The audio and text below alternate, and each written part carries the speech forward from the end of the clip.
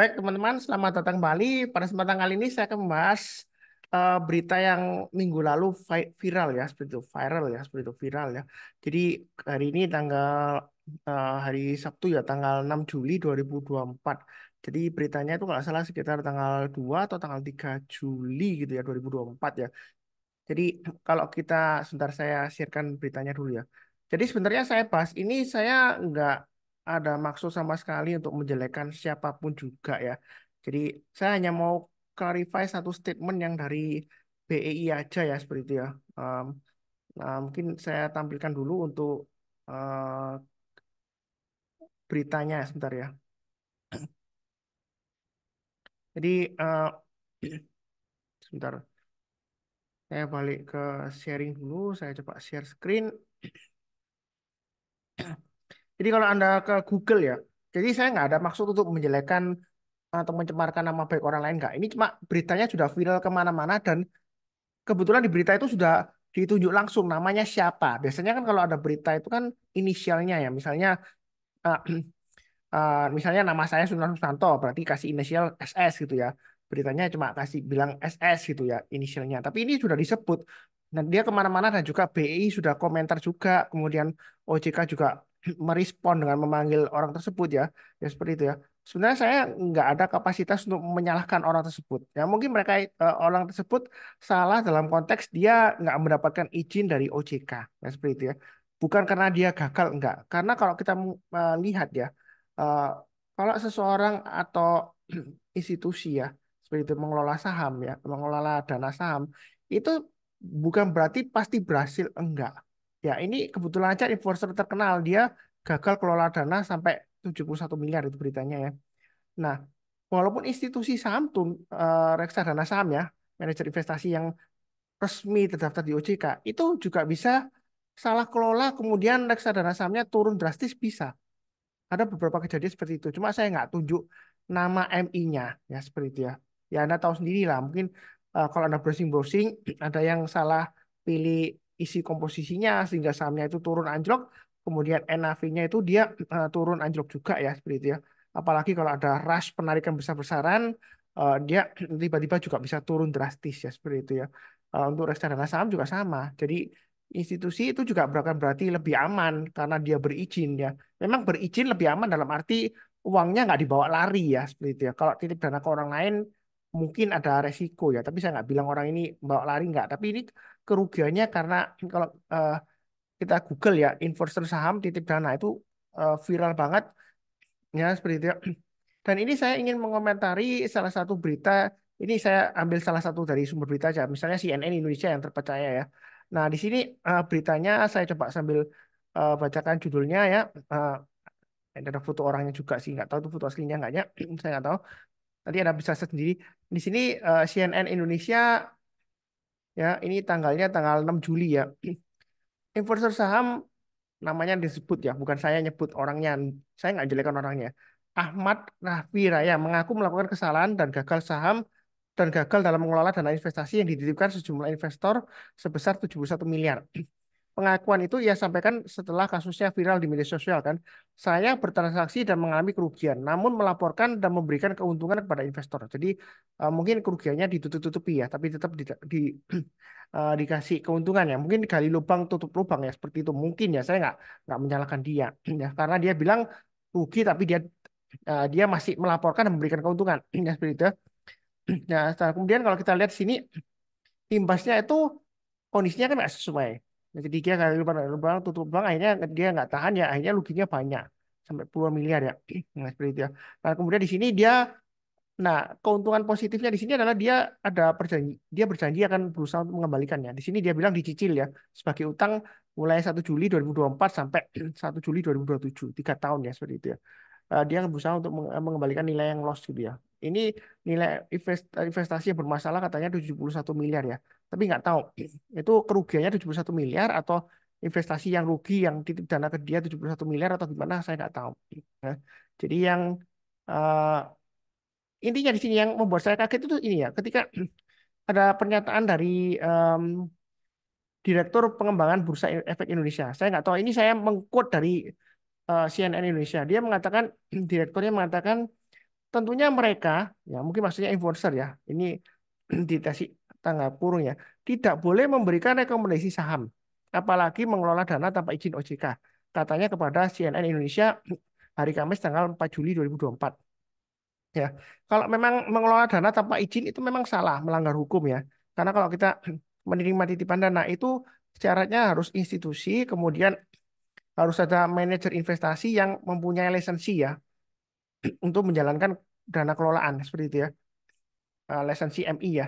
Ya, itu mungkin masuk akal. Tetapi di sini eh, nggak ada kata atau dan ya seperti itu. Tapi ini sepertinya mungkin perlu diperjelas ya saya seperti itu. Cuma ini agak mengganggu saya sih. Tentunya mereka influencer tidak boleh memberikan rekomendasi saham. Kalau misalnya influencer tidak boleh memberikan rekomendasi saham ya seperti itu ya. Yang boleh memberikan rekomendasi saham adalah analis dari sekuritas. Berarti ya kan berarti ya ini saya nggak menyalahkan influencer atau orang lainnya. Berarti semuanya yang di YouTube itu atau yang di website lainnya, orang yang tulis-tulis berita yang kasih rekomendasi saham, kalau dia nggak ada lisensi dari OJK katanya gitu ya, atau dari sertifikat edukasi yang eh, terpercaya gitu ya, mengenai keahliannya, berarti tidak boleh memberikan rekomendasi saham gitu ya. Ya, seperti itu. Kalau saya sih terus terang pernyataan ini agak memberatkan bagi saya ya seperti itu ya. Nah, itu kalau nggak diklarifikasi, maksudnya mungkin memberikan rekomendasi saham dan mengelola dana tanpa izinnya. Tapi kalau rekomendasi sahamnya itu tidak boleh, ya berarti semua yang bikin analisa saham atau rekomendasi saham di YouTube itu berarti nggak boleh semua dong gitu seperti itu, karena nggak punya izin ya, apa nggak punya sertifikasi keahliannya seperti itu ya. Dia kan bukan analis ya, kenapa kasih rekomendasi saham ya seperti itu ya. Nah, saya cuma mengingatkan aja sebenarnya kita memberikan rekomendasi saham itu nggak ada masalah sih ya seperti itu ya. Salahnya di mana? Karena semua rekomendasi saham itu sifatnya disclaimer. Ya, ya contohnya seperti ini. Saya kan ada WhatsApp channel ya. Ya, saluran WhatsApp ini Anda bisa follow, linknya ada di video deskripsi bawah ini. Ini memang eh, belum lama sih. Saya buatnya sekitar 2 bulan atau 3 bulan ya. Pengikutnya masih sedikit sih, karena jarang saya pom-pom untuk join ya seperti itu ya. Nah, di sini cara kalau yang kita lihat ya, yang lagi ngikutin saya itu yang terakhir hari Kamis ya, contohnya aja yang terakhir ya. Ya sebelumnya di atas-atas ada lah, Anda lihat sendiri. Di Kamis ini eh, saya kasih rekomendasi saham ya, seperti itu ya. Ini ya contohnya ya. Hari Kamis yang tanggal 27 ya, saya kasih contoh. Ya. Ini yang terakhir saya kasih rekomendasi mengenai rekomendasi saham Big Banks. Ya, rekomendasi saham Big Four Banks untuk Juli 2024. Ya, seperti itu ya. Nah, kalau kita lihat ini saya kasih rekomendasi saham, saya kasih stop lossnya karena saya biasanya kalau kasih rekomendasi saham itu kasih kasih stop lossnya. Jadi kalau misalnya dia turun, ya Anda bisa pasang stop lossnya ya supaya nggak terjebak. Tapi kalau naik ya Anda mau take profit di level berapa aja itu terserah Anda. Nah seperti itu ya.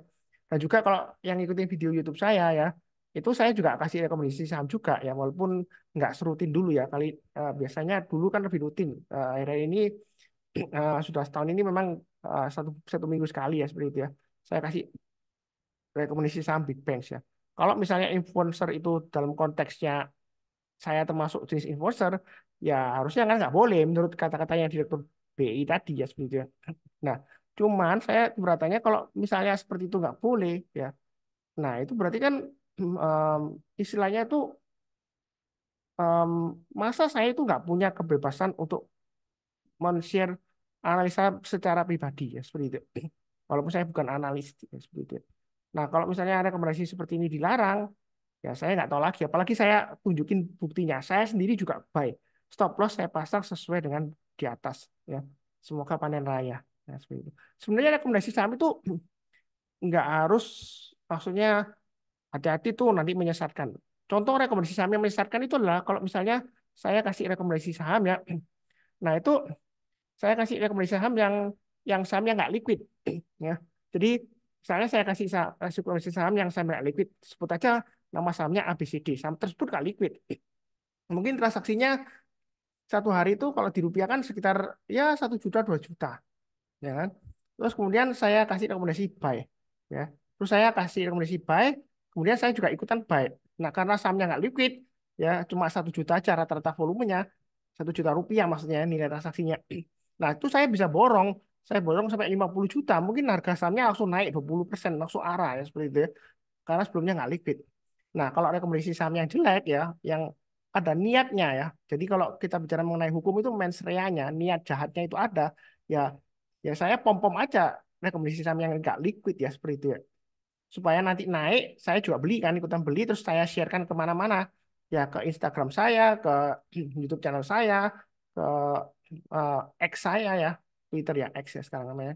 Ya, seperti itu. Atau Facebook dan lain-lain saya sharekan. Ini loh saya hebat, saya kasih rekomendasi rekomendasi saham, langsung naik arah gitu ya, seperti itu ya. Nah, terus banyak orang yang tertarik, terus saya jualan rekomendasi saham ya, seperti itu ya. Contohnya seperti itu. Nanti Nah, ketika sudah naik-naik terus ya, saya pom-pom terus nanti saya jualan. Ya karena nggak liquid ya, langsung jatuh harganya. Ya, orang-orang pada borong hasil jualan saya ya, karena sahamnya nggak liquid. Tapi kalau rekomendasi saham yang saya berikan itu rata-rata liquid dan fair ya, adil ya seperti itu ya. Kayak contohnya tadi BBRI, BBCA, Bank Mandiri ya seperti itu ya.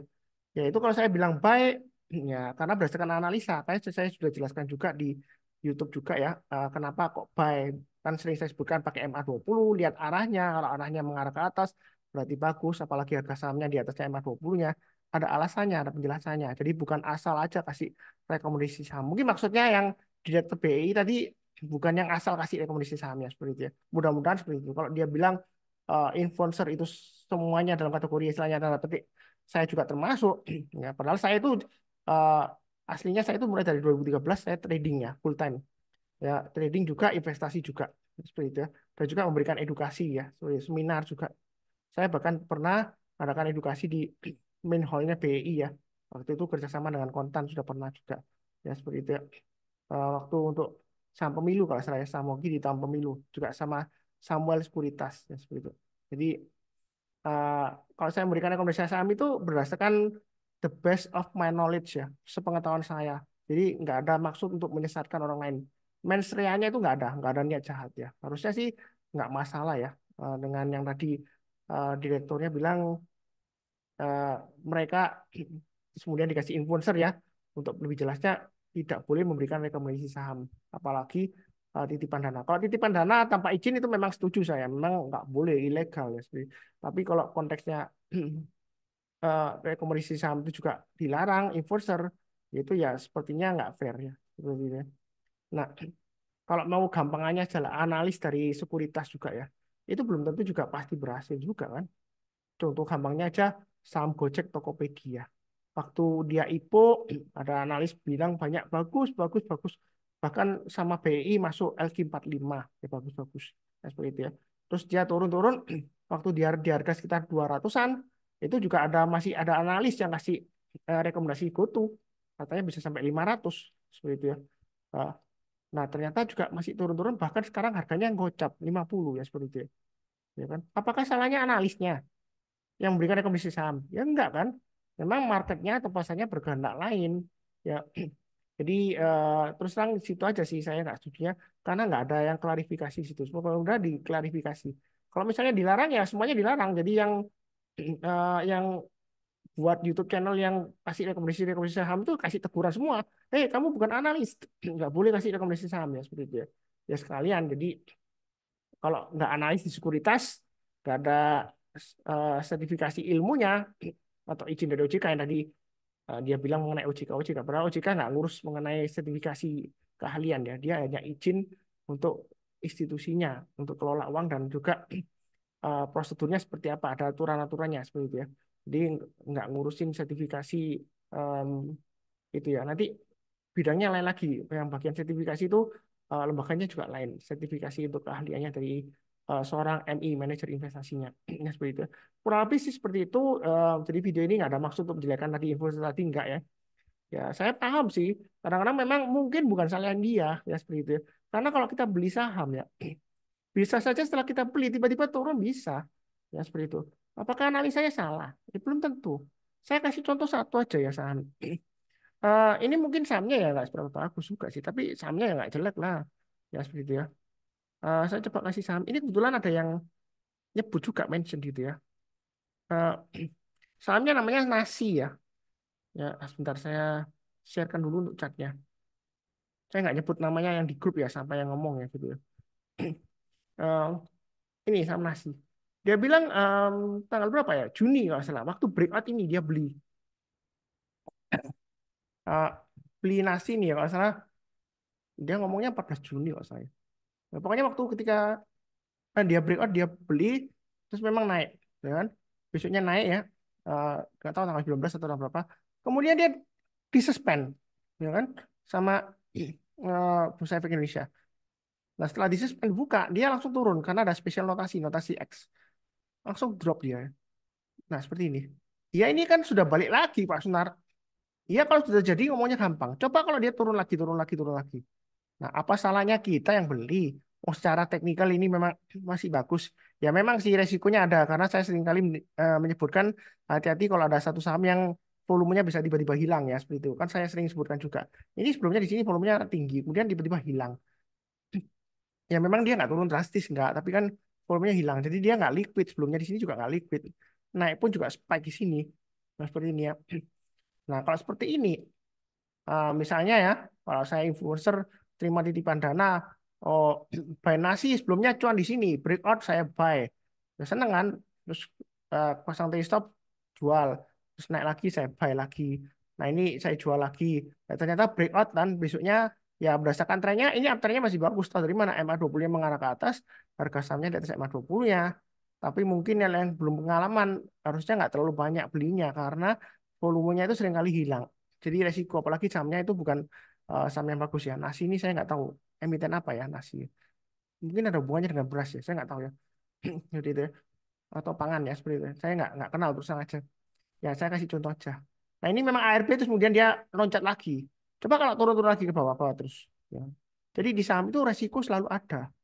Jadi walaupun dia mungkin kalau kita bilang oh itu Pak Sunar kan dia nggak ada sertifikat keahliannya tuh Pak Sunar kalau ini ilegal-ilegal. Nah, institusi pun reksadana saham ada yang gagal juga, ada.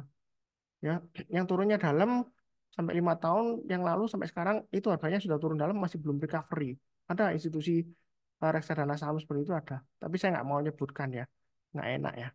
Ya seperti itu ya, karena ya Anda tahu atau Anda tahu sendiri lah seperti itu ya. Bukan menjelekkan institusi tersebut enggak. Ya, karena memang di saham itu ada risikonya. Kadang orang itu kepengen cuan, kepengen profit, tapi lupa ada risikonya di saham itu. Ya, jadi jangan kayak seperti mungkin Anda pernah lihat di YouTube influencer mewawancarai Lo Keng Hong, salah satu katanya dalam tanda petik Warren Buffett-nya Indonesia kan. Dia bilang jadi investor saham itu paling enak. Dia dulu memang kerja di bank kan LKH itu ya.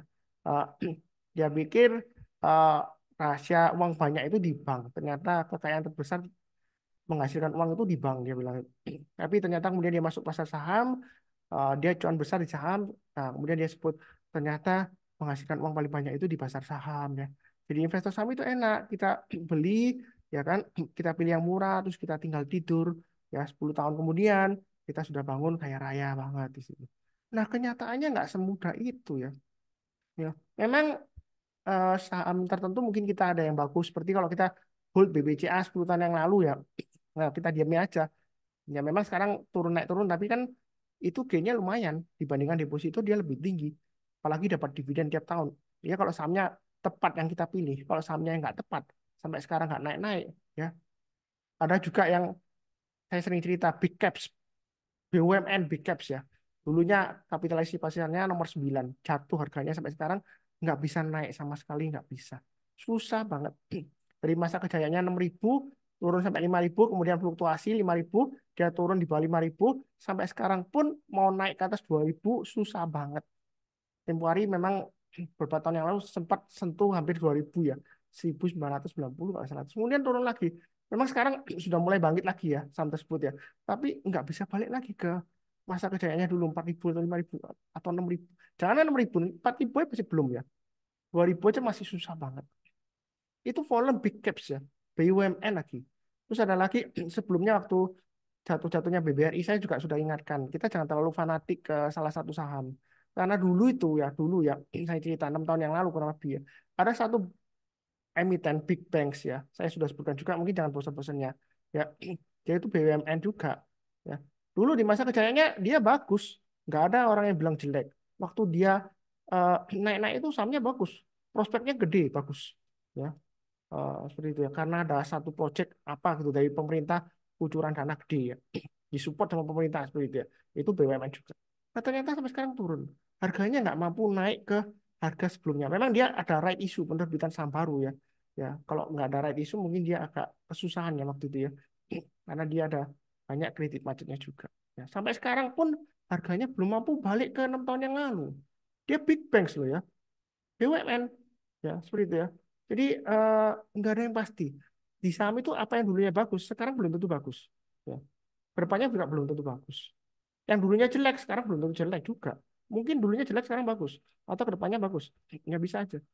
Terus ada yang nanya di komentar juga ya. Loh, kalau seperti itu berarti nggak ada investasi jangka panjang dong, Mak Sunar. Ada, tapi eh, nggak mesti satu emiten itu bisa di hold seumur hidup atau jangka panjang. Tergantung dari situasi dan kondisi. Gampang aja lah. Kita ambil dari yang luar negeri lah, yang top lah. Mungkin di Indonesia ada yang nggak percaya sama Indonesia. Kita ambil sama luar negeri, Yahoo. Yahoo itu dulu waktu booming internet, dia raksasa banget ya. Bahkan Google itu sempat kesulitan mau dijual ke Yahoo, ditolak 2 kali ya Google itu ya. Sekarang kan Google jadi yang terbesar. Malah Yahoo itu bangkrut, diakuisisi, terus akhirnya Yahoo itu go private ya seperti itu ya. Jadi nggak pasti, yang dulunya bagus, belum tentu sekarang bagus. Malah sekarang Yahoo sudah private company, karena diakuisisi kemudian di go private, ya kita nggak tahu laporan keuangannya karena go private. Itu contohnya Yahoo Finance. Kemudian ada contoh lagi, Nokia gagal. Ya, Nokia perusahaan besar sebelumnya, perusahaan mendunia. Gitu. Terus ada lagi BlackBerry. Dari dulu jualan smartphone kan, BlackBerry. Karena sombong banget ya, kurang inovasi, bangga banget dengan pakai keypadnya. Terus yang lainnya, Samsung sudah mulai bikin touchscreen. Dia revolusinya rilis produknya yang touchscreen lambat, masih rilis pakai keypad itu ya. Teknologinya nggak ada inovasi. Akhirnya dia kalah. Kan? BlackBerry-nya mati sekarang. Gitu. Jadi itu saran saya. Jadi kalau investasi eh, dunia itu berputar ya, seperti itu. Jangan terlalu anchoring apa yang dulunya bagus belum tentu sekarang bagus. Tapi juga sebaliknya yang dulunya jelek belum tentu sekarang jelek. Yang penting adalah kita tetap harus rajin baca berita, baca laporan keuangannya, bukan ditinggal tidur ya. Kalau ditinggal tidur, Anda beli reksadana saham aja. MI yang terpercaya, kita tinggal taruh uangnya, udah. Nanti bangun-bangun, mungkin 10 tahun lagi kita bisa panen. Nah, seperti itu. Nah, kurang lebih sih cukup ya. Mungkin agak membosankan, hanya sharing aja tadi. Soalnya dari berita itu ada sesuatu yang membuat saya nggak enak aja ya. Masa Direktur BI-nya bilang mereka influencer tidak boleh memberikan rekomendasi saham. Seperti itu ya. Ya, tergantung juga. Kalau rekomendasi sahamnya itu ada maksud jelek, goreng saham, nah itu ya nggak boleh. Kalau nggak ada niatan menggoreng saham, apa adanya, analisanya juga dijelaskan, ya apa salahnya? Seperti itu ya. Apa karena nggak ada lisensinya? Ya, seperti itu ya. Nah, kalau harus ada lisensinya, ya kan? Memang ada peraturannya yang tertulis. Semua orang yang tidak mempunyai izin lisensi, siapapun juga tidak boleh memberikan rekomendasi saham atau analisa saham ke publik gitu ya. Kalau ada, tolong mungkin yang tahu bisa share juga peraturannya ya. Tidak boleh memberikan rekomendasi saham kecuali ada lisensi untuk skill keahliannya, sertifikatnya ahliannya seperti itu ya. Ya, kurang lebih sih seperti itu. Memang sih rekomendasi saham itu sifatnya disclaimer ya. Resiko ditanggung masing-masing. Ya, kurang lebih sekian. Terima kasih banyak. Di akhir video saya doakan selalu semuanya selalu sehat, damai dan sejahtera selalu. Amin. Terima kasih banyak. Sekian, tetap semangat.